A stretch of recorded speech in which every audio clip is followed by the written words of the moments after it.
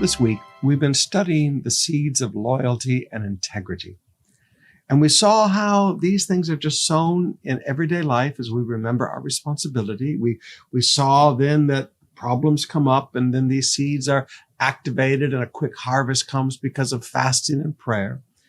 And we saw how there is a harvest. So we don't get upset when we don't see a harvest. Sometimes God saves the harvest because he knows the situation's coming. But as we close these thoughts out on Esther, I want us to understand that these seeds of loyalty and integrity bring forth a multiple harvest. In our last study, we learned that they brought a harvest of honor from King Xerxes. Mordecai had honored Xerxes by making sure his life was saved. Now he is honored. We see that a seed of loyalty and integrity saved not only Mordecai's life, but the life of all the Jews. But now I want you to see additional harvest that they received from these same two seeds. First of all, I want you to notice Queen Esther received the plunder of Haman's family, one of the wealthiest families in all of King Xerxes' kingdom. I mean, a guy that can give 10,000 sacks of silver just because he hates a group of people so much. This guy's got a lot of money. And remember, he has said anybody who kills a Jew can keep all of their properties. That was part of the law. Now, look what comes back.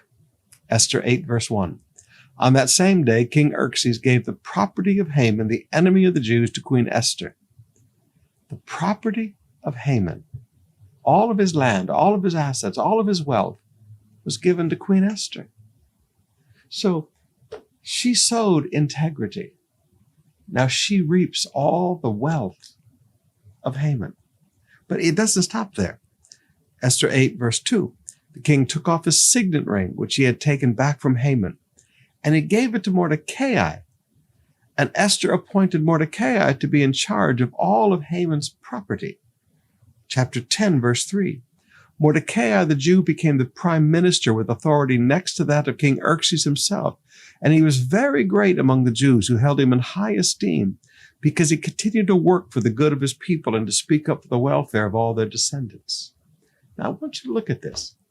Esther gets all the plunder of Haman's family. Mordecai gets to be the administrator of all of that wealth. And then Mordecai is promoted to become second in command in the entire kingdom because he sowed a seed of loyalty and Queen Esther sowed a seed of integrity. These seeds not only bring blessing to our lives and the people that follow us, they also bring promotion and prosperity.